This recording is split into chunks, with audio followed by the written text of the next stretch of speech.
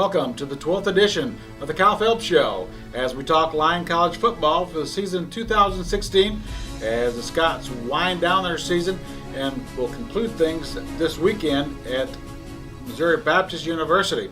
I'm John Kruger, Sports Information Director at Lyon College. I'm here with head coach Kyle Phelps. Coach took a 42-10 loss at Langston on Saturday, the 25th ranked team in the nation. You trailed 7-0 after the first quarter and 21-5 at the half, and we're still in striking distance going into halftime. How did you feel that we played coming out in the first half against Langston? I don't think we necessarily played bad, but we didn't really play great either. We had chances to get the football in the end zone and just didn't convert down in the red zone early. That could have made it, a 21-14 game or so, 21-12, something like that in the first half, but we just didn't get the job done down there in the red zone, which takes momentum away from you. It takes changes it from a one-score game to a two-score game still, and still makes a lot of different things happen for you. But overall, I thought the guys came out and there was energy level was good, things like that, but just execution-wise, we just didn't do really well in the first half, which put us behind the 8-ball. Langston was a physical team last season when they came and played here. Were they pretty physical again this year? I wouldn't say physical. I'd say very athletic. They're athletic on both sides of the football. They have guys that can really run on both ends, and physicality-wise, their defensive line played pretty good. And controlled the football game on that side of the ball for them, but kept it where those linebackers and DBs and everything could just continue to run and continue to pursue the football, and that's what they make their money on. The aspect of the special teams was, a positive point. Kate Allman, who took over the punting and field goal kicking job this week, he averaged 37.2 yards per punt on 6 punts. He had a 48-yard punt. He had 3 punts inside the 21 at the 1-yard line, which we turned into a safety. And he kicked a 42-yard field goal. Talk about his play and the special teams play. Yeah, Cade came in and took over punting and kicking this week and did a great job. He did what he was supposed to do. When we asked him to go out there and punt, he nailed a few punts. He put them up inside the 1-yard line. When we asked him to kick a field goal, he kicked the field goal. He's a little different. He kicks his field goals with his shoe off. But that's where he feels comfortable. And, I was very, very pleased with how he played and, that the stage wasn't too bright for him and they got in there and he did what he was supposed to do. And, like I say, I was very pleased with the consistency that he had throughout the whole game, punting the ball, and then when he got a shot to kick a field goal, he made it. We trailed 21-5 at halftime, and third quarter Langston put together a couple scoring drives of 67 and 89 yards to push the lead to 34-5. Was that the turning point of the ball game? I don't really know where exactly we turned for us in that football game. I think overall, we kind of beat ourselves a lot of ways. It seemed like any time we would get some momentum going, we'd get a penalty or we'd do something stupid to back ourselves up or not convert. But they had a good offense. It's a powerful offense. The week before, 2 weeks before, they'd scored 63 and 70. They had over 600 yards in both those games, I think. We limited them in the 400-yard range, limited them 40 points, things like that. So defensively, I think we were in the right spots, just didn't make plays. We let them reverse the field some on us and, didn't have the right pursuit angles and missed some tackles, things like that. But scheme-wise, we were in the right places. Penalties for both teams obviously probably was a stalling point for everybody or made it tough. There was 25 penalties in the game, 13 against Lyon for 136 yards and 12 for 123 for Langston. So penalties, it's I guess in a ball game, it's hard to keep momentum sometimes when you've got penalties, even if they're not on your team sometimes. Yeah, it is. It definitely is. It's the same officiating crew we had against Arizona Christian. They called 28 penalties. They called 25 this game. And I don't agree with some of them that were called. I don't agree with some of them that weren't called. There was quite a few pretty big penalties that didn't get called, but then they'd call little nitpicking ones. And I wasn't pleased with the officiating, but that's a part of the football game, and that's a part that we've just got to fight through and battle through. And it's tough when they insert themselves in the football game, but like I say, it's just part of it, and that's we got to battle through that. We got to be a little more mature in the way we handle that stuff, and but that's just, like I say, that's part of having a young football team and learning our way through the season. Looking at some of the team statistics from the game, rushing yards, Lyon had 133, 124 passing for 257 yards. Langston had 300 yards rushing, 181 passing for 481. A big statistic that kind of stood out, I think, that was the fact that Langston was 7 of 10 from third down conversions, and we were 5 of 17.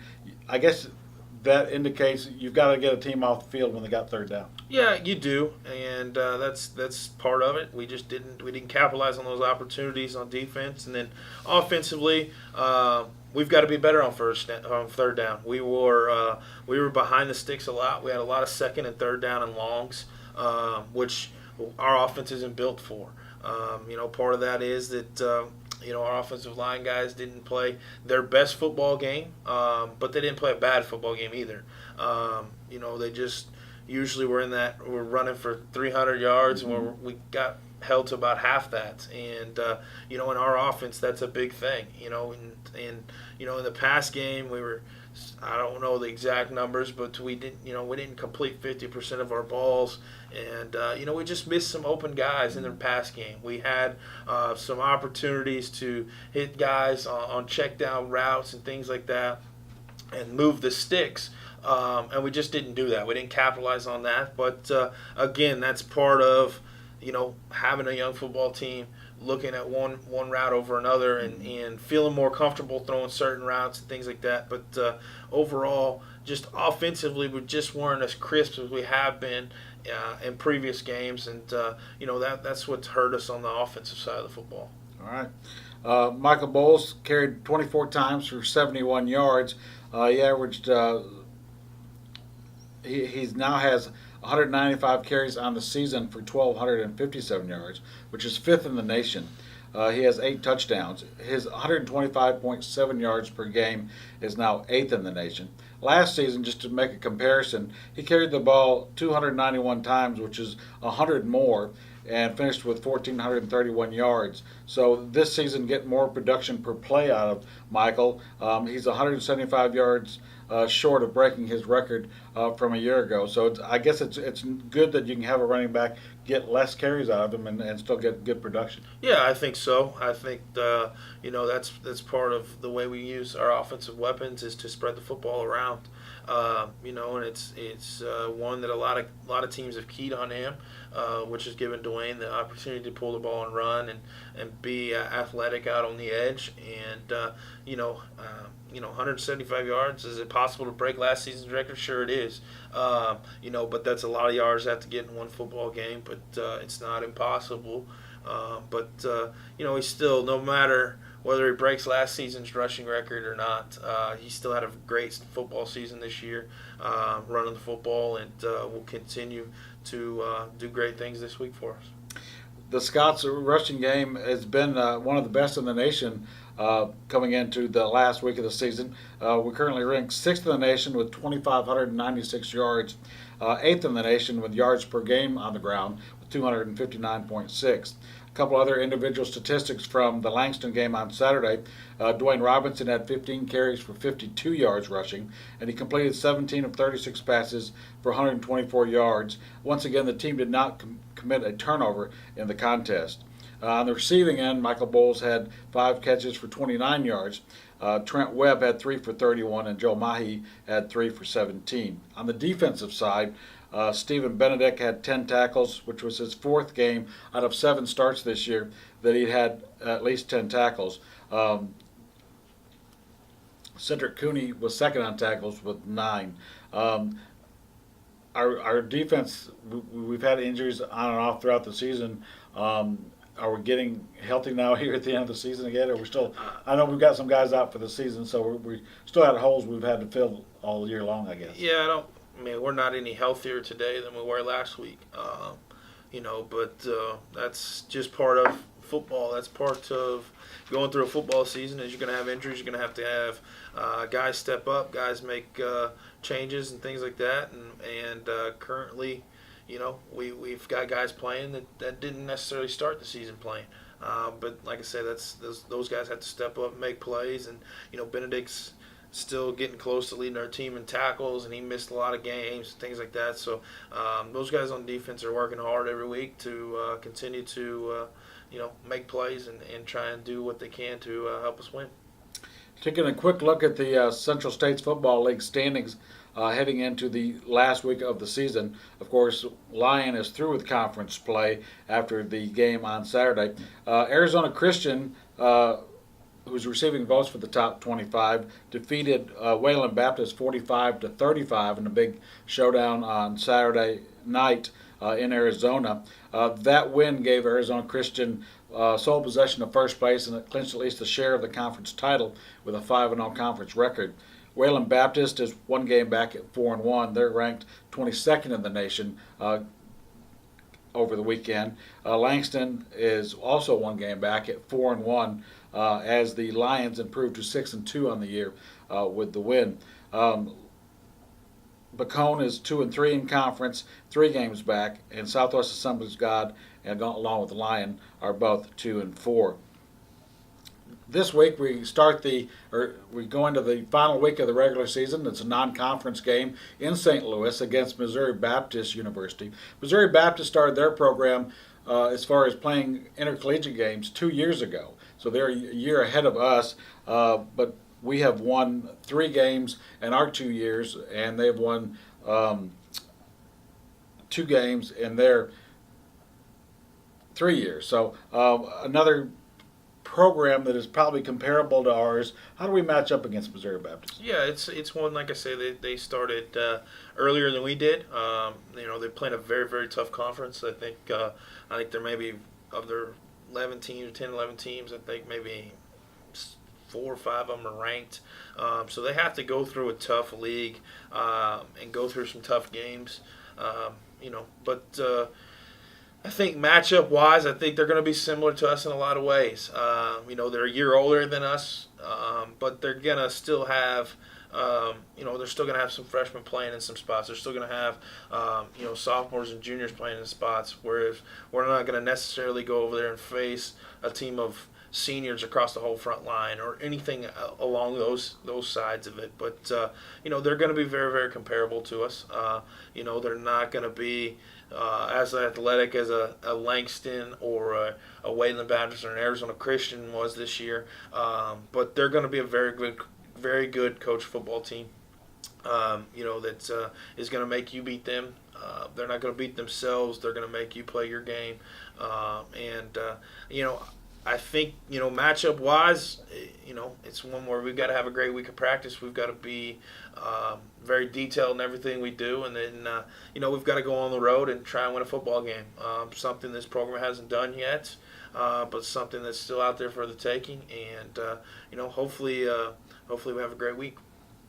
Yeah, going into the final week, and you definitely, it's been a successful season, and we're making progress as the program gets older and the players get older. How important is it, and how important is it for the players and for the staff and for the program to finish with a good performance this week and try to finish this last game with a victory? It's a huge part. It's a big deal for everybody. It's one that we get the opportunity to go complete another first in our program, which is win on the road. That hasn't been done yet. We get a chance to finish at 4-7. 4 wins in second season is a pretty good thing. There's always going to be people out there that say no matter how well we feel like we've done this year and how successful we've been as a program and what we've built, they're going to say we're underachieving, or we're not where we should be, or we have a better team than what our record shows. And that could be the case sometimes, but I'm very, very pleased with where our program stands. I'm pleased with the the games that we've played this year, that we've been in contention against all those top three teams up there, that we've played well against them, and there's an opportunity to continue to build through our program, and we can't let outside forces control anything that's thought about in our program, and that's what I do as a coach. Is I get our guys ready to go each week, and I get our staff on the right page each week, and our staff does a fantastic job with our guys, high energy level of practice, and really care about our players, and to go out on the winning side of it would be great.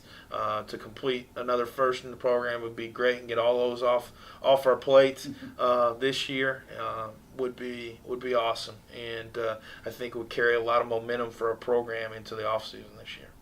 The Spartans are 2-8 on this season. Where do the strengths of the Spartans lie on offense? On offense, they're a spread offense. They're going to throw the ball more than they run it. I think they've only ran for about 850 yards, somewhere in that range this season, and I think they've thrown for maybe a little over 2,000, 2,500, something in that range.